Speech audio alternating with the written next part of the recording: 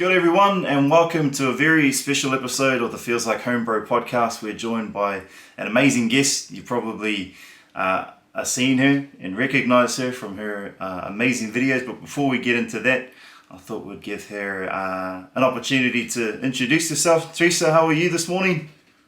Morena. Morena. I'm fine. Oh, that's good. Here in the South Island. Yeah. Yeah, well, I'll pass the time to you if you could give us a quick introduction for those that may be listening or watching who may not know who you are. Just a brief intro about yourself and your whakapapa and your iwi affiliations, and we'll go from there. Kia ora, ko Teresa Collett taku ingoa, taku mātua, hini kino haua taku mama, ro John Shandley taku papa. Aku tipuna. Hinamo wai Pukarau Jensen o roa Muta Stone Haua. Hikorangi te manga, wāpū te awa te marae, parauto te waka, pawa te tangata o te waka, ngā te parau te iwi. Kia ora. Kia ora. Yeah. I live here in the South Island. I've got 3 adult children. 2 of them live in Sydney, Jack in the tunnels, and Sarah works over there as well, and my other daughter's in the States. Okay.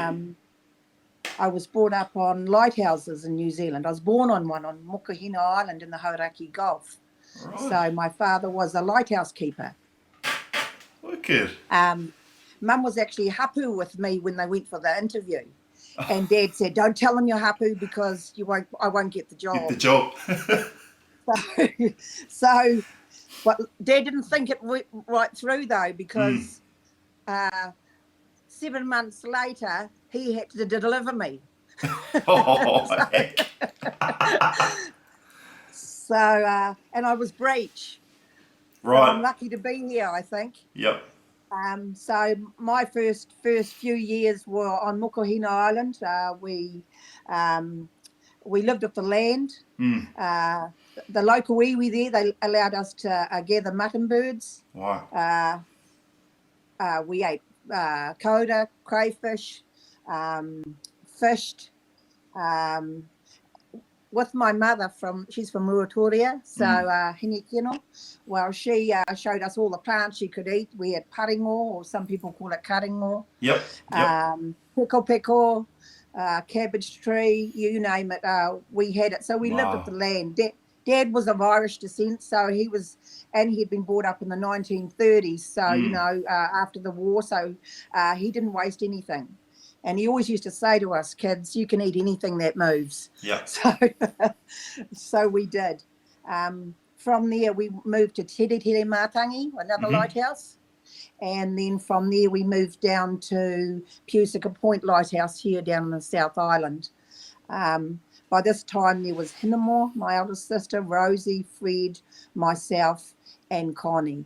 Wow. So there were other kids on the lighthouses sometimes, depending on which lighthouse keeper we had on the island, but mainly we mixed with ourselves. Wow. So, and my father didn't differentiate between what a boy could do and what a girl could do. People often ask me, how come you're the way you are? And they find it quite unique. Yeah. But me and my siblings don't find it unique, because my father would just say, he wouldn't differentiate. He'd just say, right, you do this, you do that. It wasn't because you're a boy, you do this, or you're a boy or girl, you could do that. So it's just nature for us. Wow. It's just normal for us. Yeah. So we dived. I hunt now. I do a lot of hunting. I'm on hunting pages. And I just love being out in the ngahere and the moana. Yeah.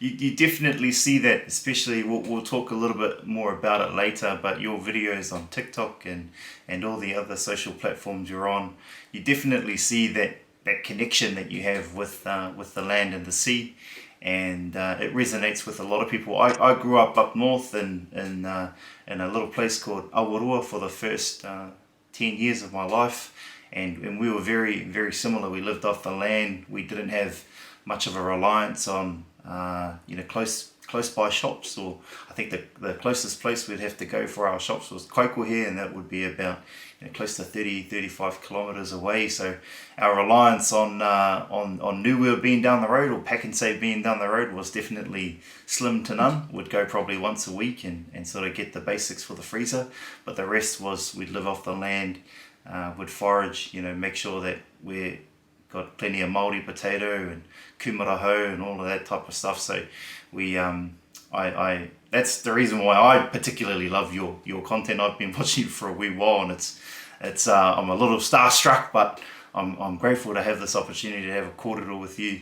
Now, tell us a little bit about your first video that you've made. Obviously, for those that are watching who know who you are, they know that you have a very large platform on TikTok, and you make some amazing videos. But just give me a quick backstory behind that, because I know not everyone's on TikTok. How were you introduced to it, and how did you get amongst it? I'm on Aotearoa Kai Gatherers, and so the videos I posted, which allow the hunting as well, TikTok doesn't, are quite popular. And my nephew, now I get people from all over New Zealand coming to stay, and all my nephews come here from Australia and New Zealand, come here in the school holidays because they want to go hunting with Auntie or diving. Okay. So my nephew Michael, he's 14, he said, we'd been hunting, and he said, Auntie, you should put one of your videos on TikTok. Okay. And I said, what's TikTok? And he said, oh, it's just for the young people, blah, blah, blah. And I said, well, what's the point of that? Because I don't have a lot of time, and I don't want to be wasting my time either. Oh. And he goes, well, you could teach a lot of people, Auntie. And I said, does people your age really like this sort of thing? He goes, yeah, they do. He said, just pick one of your videos and see how it goes. And so we went through my videos. I've got a lot of them. I'm the one in my whānau that keeps records of our whakapapa, and I've always taken photos. And since I had a digital phone, I've taken video. So I've always had these anyway. So anyway, we picked this video where I'm getting some kina, and I've got it in my hand. And I said, oh, well, we'll use that one. And he said, oh, it'll take a wee while before you get a few followers and things like that, Auntie. But, I said, well, so anyway, he goes back up to Gisborne, and then he rings me a few days later, and he says, Auntie, you've got a heap of followers already. But going from that story is my son went over to Sydney to work. He works in the tunnel, so he's with my brother, Perepi, Philip Shanley. So he goes over to the tunnels to work, and he's coming home one day in a taxi.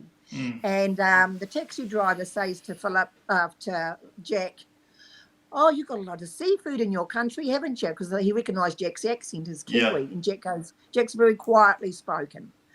Jack goes, yes, we have.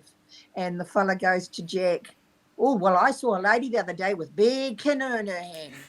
And Jack goes, that was probably my mum. And I said to Jack, did you show him the photos? Wow. And he goes, no, Mum, I didn't. but the taxi driver sort of looked at Jack sideways, but it was me. Wow. Shucks. It told me the strength of social media. The strength of the social media is massive. And I think, me personally, obviously everyone's going to have their own opinion, but man, when I watch your videos, I do feel the connection come back to the whenua. Being overseas here in Brisbane, it's great, and we have many things like FaceTime. We can call up our whānau, but me specifically, having somebody that shows the love of the land and respect for it, and forages for it, and seeing the connection with the whenua, it's awesome to see. And so that's the reason why it resonates so well with myself. Now, for your craft, in terms of you talked about your father being Irish, and he probably taught you a whole lot of things in terms of how to gather your kai and all that type of stuff. But was there anyone specific that has helped you throughout the years, especially your earlier years when you were growing up, Was there anyone specific that taught you how to do things like diving? Was it one person that did basically everything, like your dad, or did you have a few different people in your whānau that you could rely on to sort of show you the ropes? It was mainly my father. You know, when we were plucking watercress, he'd say, "Right, clean it as you go. Yeah. Don't just pull all the weeds out and then have to clean it at the sink." He was quite pacific, and he'd say to me, "Right, don't gather the cabbage tree when it's in flower, because it'll be tough Right. and bitter." So he'd say all these things to me. He taught us to swim, but his method of teaching us to swim was to throw us over the dinghy. You know, I don't know how I managed to swim, but Yeah. I remember that it was quite traumatic at the time. Yeah. Heck. Yeah, but he must have saved me or whatever. But I just remember looking at that deep water and being terrified. But as far as diving goes, I didn't do a lot of diving until I came onto the mainland. So when we moved on, and it would have been my brother-in-law. I was about 14 when I really got into diving, and my lesson was grab the bag, girl, and follow me. Yeah. And that was it. Yep. There was no diving classes or anything like that. Yeah. It was just use a snorkel and just follow me. And when you're that age, you're not really afraid of anything anyway. No, if I had to do yeah. that now at my age, I'd be thinking twice. Yeah. But at that age, I didn't care. Yeah. So it was just all of an experience. Hunting, my husband at the time, he was into collecting guns and hunting. Yep. So that just added to what I did anyway, and I loved it. I could get kaimoana as well as deer, pigs, and you name it. Yep. So I have to credit the hunting to him, John, more so. Yeah. My Awesome. grandfather, Papa John Wilkie, he would say to me, "Oh, look, girl, the kinna's a fat girl." And I said to him, "How do you know that, Papa?" And he goes, "You got to learn to read the signs." Right. And I'll always remember that. Yeah. The kōwhai tree was in flower, but I understood as I got older what he meant. I didn't quite understand that, but he just said, you have to learn to read the signs. And I've learnt that throughout my life as I've become older. There are signs, you've just got to recognise them. Yeah. Yeah. That's powerful. That really, really is. It's funny, we've been blessed. Everyone's been blessed by having certain people placed in their life, and it definitely sounds like, in terms of your experiences, that your father has a lot to do with that in regards to the diving and teaching you those life lessons. And it's awesome to hear of those experiences. I can tell for myself, my older brothers were the ones that taught me how to live, basically. When I was living in the bush in Awarua, I used to hang around them like a bad smell, and obviously learnt a lot of things from them. We used to go looking for eels at night. We'd carry our gaffs, and I'd be the one. They'd carry the gaffs, and I'd be the one with the torch, making sure to shine the light on them. So it's funny that we have those people that are placed in our lives that give us those learning opportunities. So it's really, really nice to hear. Now, for those that I wanted to ask this question real quickly.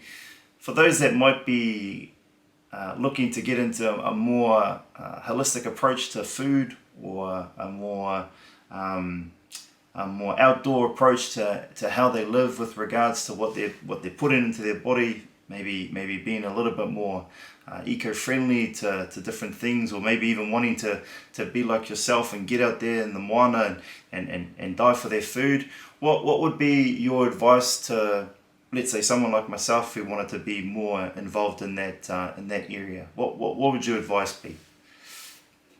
I'd say with the way social media is now, is join groups. There's wahine divers, there's Aotearoa kai gatherers, and you meet people through those forums. I've met a lot of them come to my home. So, Wow. and they teach you and you learn off them. You can learn it after work or whatever. You can just, so you can connect there. But there's also groups like the Deerstalkers Association. They have instructors there that can teach you. There's also, you can go down to your local marae here. I don't know what you have in Australia, and talk to people. You know, the kaumatua, they'll tell you, you know, you can say, you know, what's available at this time of year or who goes out. My father would always say, ask someone that knows. If you don't know something, ask someone that knows. So if you want to know something, find out who does know it and ask them. And all they can say, and this is the biggest thing, all they can say is no. Yeah. But it's worth asking. Yeah. No, that's awesome. That's awesome. You know, with the things that are going on in the world and with the rising gas prices and the cost of goods from your local convenience store, your local supermarket, I think, you know, being a little bit more resourceful these days is not a bad thing to be. And I can only speak of my generation. I feel like, and myself actually, I feel like I've gotten a little soft and maybe a little too reliant on having a store that's close by, and that I'm forgetting some of those lessons that I learned in my earlier years. So that's the reason why I thought I'd ask that question, because I'm sure there'd be some people out there that might want to re-engage with nature and be a little bit more resourceful in terms of getting their kai for themselves and their whānau. So that's the reason why I thought I'd ask that. Now, for yourself and your career in terms of social media content and putting things out, what are some of your goals that you'd like to achieve for the mahi that you do, for the videos that you make? Is there a specific thing you want to get out of it, or is it just having that opportunity to share some knowledge to our rangatahi and to people online? I think more so having that opportunity to share the knowledge. I work already full time. I have a full time job. I get so much peace with what I do. I've done it all my life. It's not something new. All my freezers are full, and when anyone comes here, they make sure they bring a chili bin. Wow. My guests, I have people. I work 4 days on and 4 days off. So on those 4 days off, that's when I have people come into my home. I don't charge them. My mother brought me up to well, you just don't charge people for that sort of thing. Just seeing their self-worth restored is enough for me. Wow. The confidence in being able to get themselves a feed and cook it. You can't put a price on that. Yeah. And if I were to start charging for that sort of thing, then there would be people that would miss out because they couldn't afford it. I still scrutinise who I have in my home, but as far as what I want to see, I'd like to see more people being involved with our environment, because the more you rely on the environment for a kai, the more you look after it, and more sensible decisions are made later on down the track, because you know what you're talking about. But I also see the health benefits. I had a young boy, he was 14 not so long ago, and he was in the kitchen helping me cook a meal, and he looked at me and he said, Fire, I want to be like you when I get older. Oh, and I, yeah, okay. And I said, well, you make sure you stay out of trouble, otherwise you won't be able to get your gun license. He goes, yeah. Anyway, his mother rings a couple of months later, and she said, I just want you to know, Teresa, that her son had gone out with his mates one night and he'd come home early. And then they found out the next day, the mates had broken into a shop or something and gotten into trouble. Wow. And she said to her son, why didn't you go with them? She was surprised because he always hangs around with them. Why did you come home early? And he goes, because I want to get my gun license. Yeah. But I get a lot of stories like that from people. Other ones have said to me they've gone and bought a flounder net, and now they will drag it with their family and be able to get a feed, and just the excitement. I get a lot of women here. I think being a woman myself encourages them and inspires them. And now one lady said that she goes out with her husband and he's so happy, Wow. But she liked coming with me because she didn't feel like someone was looking over her shoulder and saying, you've got to do it this way and you've got to do it that way. So I just want people to get more in touch with the environment because there's so many benefits to it. No, that's awesome. That's awesome. I definitely get that when I watch your videos, especially the flounders. Man, I saw the one video that you had, a few videos actually you put up about the flounders, and good memories from my earlier days up north, and when we were a little bit closer to the sea, of the beautiful smoked flounder we used to do, and it was beautiful to see. Now, well, you find you forget that though, don't you? Yeah, you find yeah. You get caught up in. I've just had a couple here just recently, and they got caught up in the rat race that they were too busy trying to get ahead, and they were ahead, and they were so stressed out, Yeah, and just being able to come back down and be grounded. yeah. I said, you've got to take time to smell the roses because it's not natural for us to be in buildings and constantly on the go all the time. We've got to get connected with nature again because we're human, we're animals. That's where we should be. Yeah, I definitely tautoko that whakaaro, and yeah, it's it's something that, and I have to thank you for that, and also my whānau, my brother, especially Anaru, who lives in Hamilton. He's the Bear Grylls of the family. He likes to forage, and he's got his kayak, and he takes his tamariki out. And you see the I remember when they were young, and you see the development that they've had, especially all the times that they spent outside and in the ocean and in the bush, as we like to call it. And you definitely notice that there's something very, very special about those experiences that they have, and hopefully when I'm in a position to have tamariki, me and my wife, that we can potentially raise them in a way that they'll be more appreciative of the land. Whether that's here in Australia, and being mindful that we aren't the tangata whenua here, we'd love for them to maybe learn a little bit more about our Aboriginal brothers and sisters' practices in terms of respecting the land and having a little bit more ownership of our relationship with the land.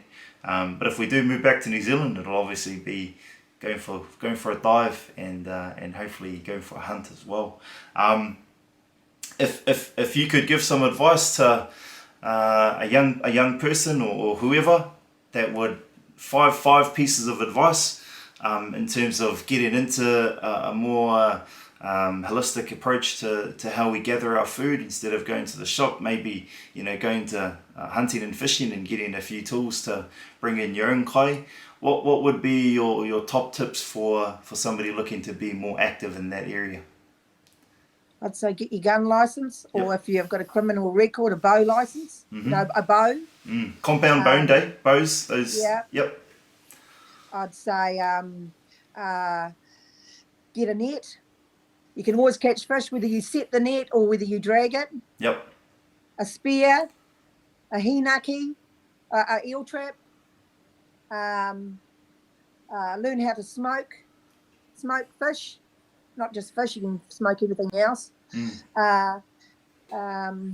What else would I say? Learn to sleep, and get up early. I get people coming here and they say to me, oh, I want to live off grid. And I think, oh yeah, here we go. Some of them change their mind after being here. And, yep.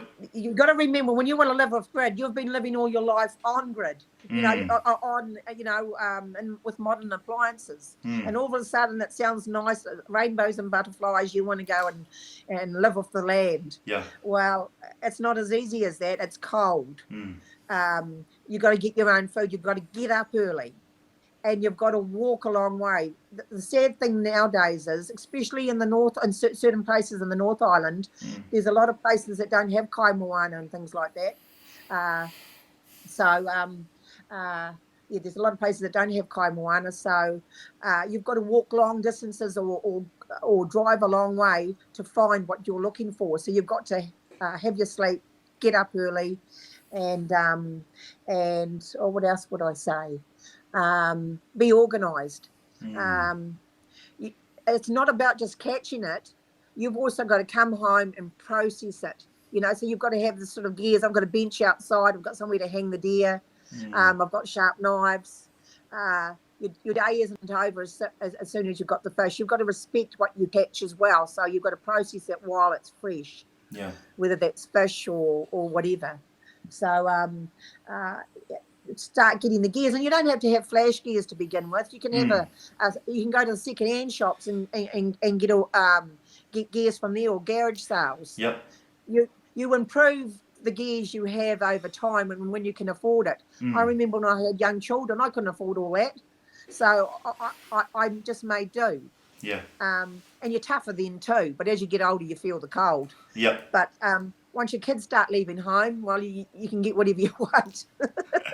What's that old saying? You got all the gear, no idea. So don't worry too much about the expensive stuff. Hey, it's more about getting some basic gear and learning how to use it. Oh, okay. Yeah. Okay. But get in there. Yeah. And don't let and this is all year round. Just I say to people, everyone that comes here mainly don't dive, and I say, what the first thing you're going to do? I said, I'm not going to teach you to dive. I just want you to hop in the water, put that snorkel on, and look under the water with your mask. Just get yourself familiar with it. Yeah. And just keep on doing that. I take them to spots that have power that are close in, and they'll have a go at doing it. But I said, carry on doing this when you get home. Get yourself familiar. Talk to locals. The local knowledge, especially our elders, they know the spots, and really listen to them because they know what they're talking about. They save you a lot of trauma later on down the track. They know the spots because people are very protective of their spots. But if they see that you're keen, learn to give back. Don't just take. It's not about taking. It's learn to give back. And I have found that's the biggest thing with me is I never not get a feed, and I contribute it to giving back, whether it's my neighbours or my neighbours, and always to Tangaroa, your first catch, but to people that are out there. Someone will say to me, oh, well, when you if you only get one pig for a day, what do you do with that? And I said, well, you can't really give that back, but you can give a piece of that pork to someone down the road, so you're giving back that way. Yeah. Yeah. So it's not just adopting. It's not just adopting the skills, but it's also adopting the mindset that our ancestors, our tupuna, would utilize back then to use now more than ever. Being giving, being more patient with people, having aroha, and making sure that if we do catch something, we give a portion of that to people that really need it. So it's not just I guess is what I'm getting from you. It's not just about the gear or the experience. It's about the whole entire approach to being more immersed in the land and giving back to the people as well. So that's awesome. That's really, really awesome. Now I'm gonna put you on the spot. We didn't prep about this. We didn't talk about this, but I really want to hear it because I think everyone would like to know your thoughts. This is going to be a tough one too. What are two foods you can't live without? So just we could go maybe one from the sea and one from the land. What's two things you really, really love to eat? It's a tough one. Okay. Kanakanas or piharu, they call them, or lamprey, they're called. They're my favourite food. And I have a TikTok on them, but I gather them every year. And the only way you can get them is by gathering them. And it's quite a unique way of gathering them. You peel them from the rocks. And there's certain signs when they're about. And off the land, I like mutton. What about mutton do you like? Because I've had it and it's an acquired taste, but it is nice. Like it's just the fat and the meat. Look, we were brought up with. You had a decent sized roast. You'd kill a sheep and you had and it wasn't. And you can have it hot or you can have it in a sandwich with pickle and onions. Yeah. It's a lot more expensive these days than when we'd we'd grow our own, basically, raise our own. But Yeah. yeah, I like mutton, but you know, yeah. But kanakas would be my favourite. I love them. Yeah.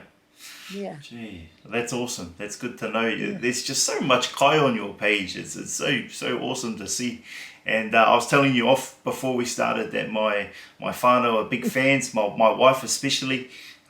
She loves watching your videos, and it actually, we had this conversation. I didn't want to tell you until now, but we had this conversation a couple of weeks back when we came across a few of your videos that we were looking at, and she was like, you know what, I'd be keen to give that a go. Now, my darling, if you're watching this, I'm not throwing you under the bus. I'm just stating pure facts. Never been the keenest one for outdoor activities, but when she saw a few of your videos and saw the kai moana you were gathering, it really inspired her. So hopefully, when we get back home, some stage next month, we'll be able to get. She's from Tauranga, so hopefully see some action there on the beach and go gather some food maybe. But I really wanted to thank you for that, and thank you for your contribution to everyone that watches your videos, because it is very inspiring, and we see the love that you have for not only the land but the sea, and for the people that you're surrounded by. So thank you so much for your content. Now, do you have any plans for the remainder of the year? Are there any big hunting trips coming up that people should be aware of? I'm going at the end of April to Rotorua. Wicked. And I'm going pig hunting on a iwi block. Wicked. Yeah, so I'll do pig hunting. What else am I doing there? I'm going to be cooking in the hot mud. So I'm taking a few paua up there to see how they turn out. I'm going up to Mokohina Island where I was born, and I'm going to go diving around there. Okay. And onto the island. So I'm looking forward to that. And then I'm going to go home to see my father in Gisborne. Wow. That's in early May. Okay. So. And what are some of the main social media? We've talked a little bit about the TikTok, but you said there's another group that you're a part of on the social media platforms that we could plug here on the podcast. I'm in Aotearoa Kai Gatherers. Aotearoa Kai Gatherers, okay. And New Zealand Kai Basket. Awesome. So and with those I can post I host people in my home, and they start out hunting.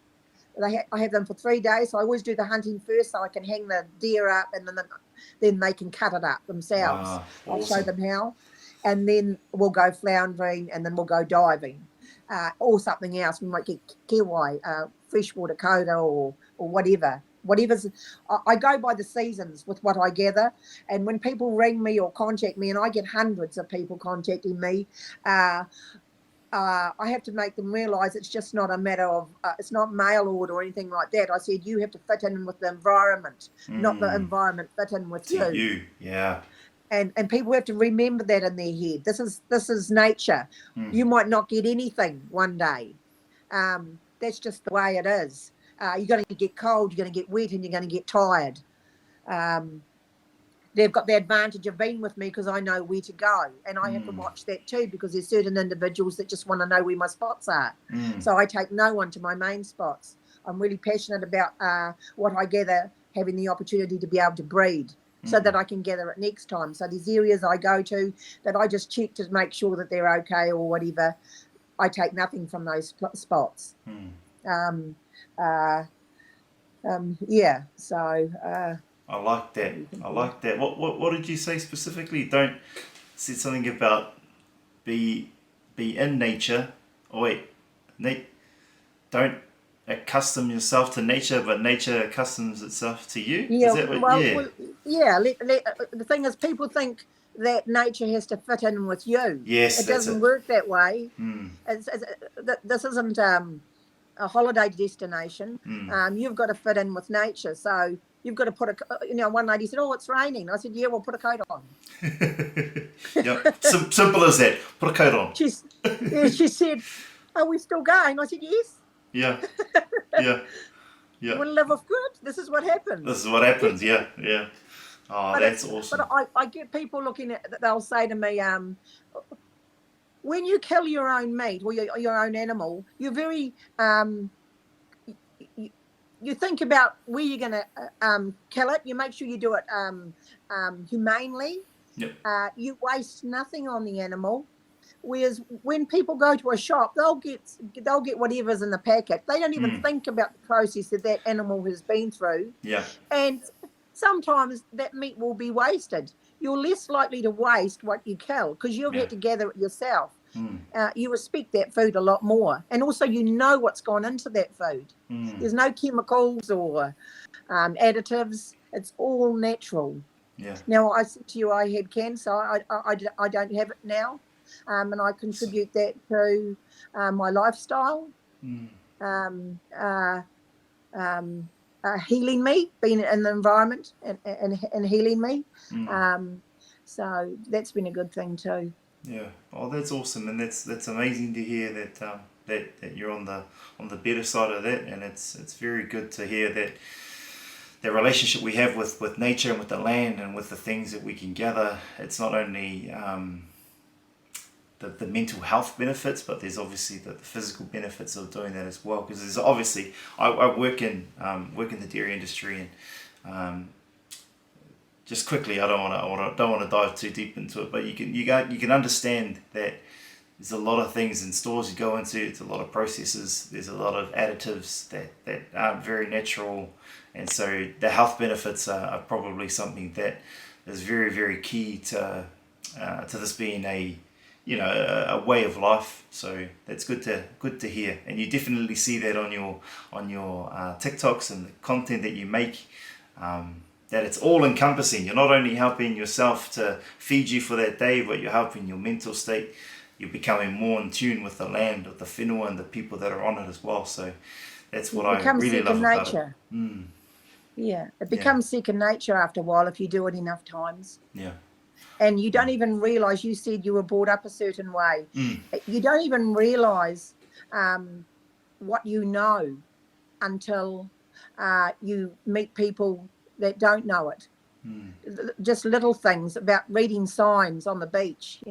One lady said to me, how do you know it's a good day to go floundering? I said, because it's rough. And that stirs up the sea and it stirs up the bottom, and flounders are flatfish and they eat crabs. She said, how do you know they eat crabs? I said, because I open the guts and have a look to see what they're eating. Yeah. And she said, how do you know there's crabs there? I said, because I saw holes in the ground. Because she said, how do I know where to find flounders? I said, walk along the beach and see if there's any holes in there. Yeah. If there's holes in there, then there's flounders, there's crabs there, and that's what they eat. Yeah. So all those little things, you just build up that knowledge over time. I said, see, there's a whole lot of weed there at the moment, so we don't want to drag a net there. She said, why not? I said, it's going to get in your net and it's going to get too hard to drag. There's signs there all the time, and that's what enables you to get a feed, because you can read them. Yeah. Awesome. Well, thank you so much for your time. I'm really, really grateful, and I know that Martin from Allies and everyone involved at Feels Like Home, bro, we're very excited for this opportunity to have a kōrero with you. If you don't follow her on the socials, please do, and make sure you stay up to date with everything that's going on with her mahi. Is there anything you'd like to say to take us out? Any final remarks that you'd like to give to the people out there? No, just take care and give it a go. Yeah. Even you don't have to gather kai, just go down there for a walk and have a look. Take the whānau out there to the beach or the ngahere. Yeah. Awesome. Kia ora. Thank you so much for your time. I'm very, very grateful. Thank you for your mahi. And whānau, if you don't know, Feels Like Home, bro, as well. Follow us on Instagram and Facebook. We'd like to thank our sponsors, Allies Eyewear, as well, for looking after us for today's video. But ngā mihi, aroha ki a koe. Teresa, thank you so much for your time. And to everyone else, we'll see you next episode. Thank you so much.